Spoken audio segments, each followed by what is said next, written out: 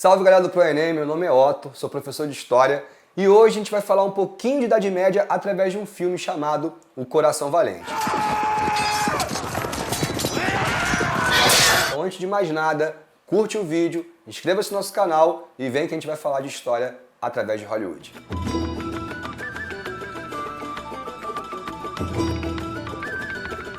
O Coração Valente é um filme muito ambientado dentro das relações medievais e uma relação medieval até ainda mais forte, mais violenta, porque se trata da Bretanha com as relações com a Escócia. Ali você começa a observar a origem de uma grande rivalidade que até os dias de hoje não foi completamente superada. O filme se passa durante o reinado de Eduardo I, um cara muito complicado que os historiadores discordam e brigam sobre vários aspectos. Eduardo era chamado de Eduardo Pernas Longas, um cara muito alto para sua época. E ele foi um homem muito responsável pelo seguinte, galera. Nós estamos no século XIII e esse é um período onde os estados nacionais europeus estão começando a se formar. É o início do fortalecimento das dinastias francesas, os capetinhos vão passar para os valois e ali você vai ter a formação do Estado francês. A mesma coisa está acontecendo em Portugal e Espanha, quando estão expulsando os árabes da Península Ibérica na chamada Guerra de Reconquista. E após a expulsão dos árabes, o nascimento das duas primeiras nações europeias, Portugal e Espanha, e a Inglaterra está indo pelo mesmo caminho. Eduardo I foi um homem muito firme, muito forte, muito violento. Ele que vai responsabilizar para reformar uma coisa que nós chamamos de common law, ou seja,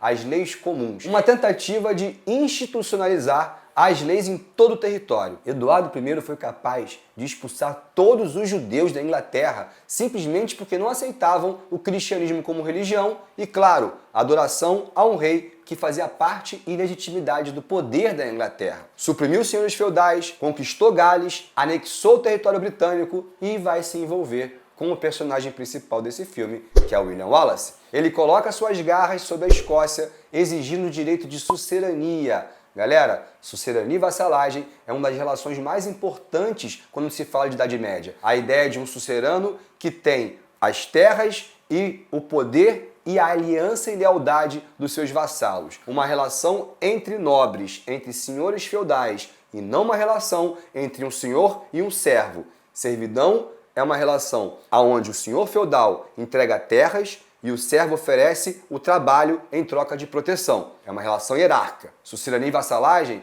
é entre dois senhores feudais, entre dois nobres. Uma relação de lealdade, às vezes firmada com casamento e doação de terras. E isso é muito bem mostrado quando Eduardo I tenta estabelecer vassalos e terras dentro do território escocês. O filme ele já começa mostrando muito das características dos celtas, povos britânicos que viviam acima da Inglaterra, onde hoje nós chamamos de Escócia. E aí tem uma disputa do William Wallace com seu amigo em arremesso de pedras, mostra ali como os servos eram extremamente suprimidos com a imposição dos impostos feudais pelo grande senhor, e aí você vai lembrar que existem como a talha, a produção que tem que ser entregue ao senhor, a corveia, o trabalho gratuito no que o senhor determinar que você faça, o pagamento por coisas banais, que nós chamamos de banalidades. Esses impostos feudais são muito característicos e são parcialmente mostrados no filme. Agora, o mais bizarro do filme é mostrado o direito da primeira noite. Come to claim the right of prima nocta.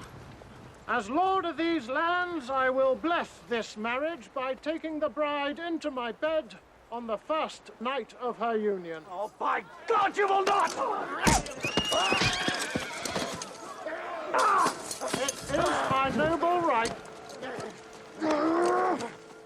Um imposto feudal que só existia na Escócia. E o filme mostra direitinho como depois que o servo casava com a sua esposa, a primeira noite era do senhor feudal. O poder do senhor feudal era algo tão grande naquela localidade que ele poderia até mesmo exercer direito sobre a virgindade de uma pessoa. Repara então o absurdo e como nós chegamos à velha Idade Média, onde as leis não eram muito bem respeitadas. William Wallace, claro que por motivos românticos do filme, se proclama independente e começa uma grande guerra contra a Inglaterra. E essa guerra parece mostrar um regime tribal escocês, com eles pintando o rosto de azul e mostrando as nádegas durante a batalha.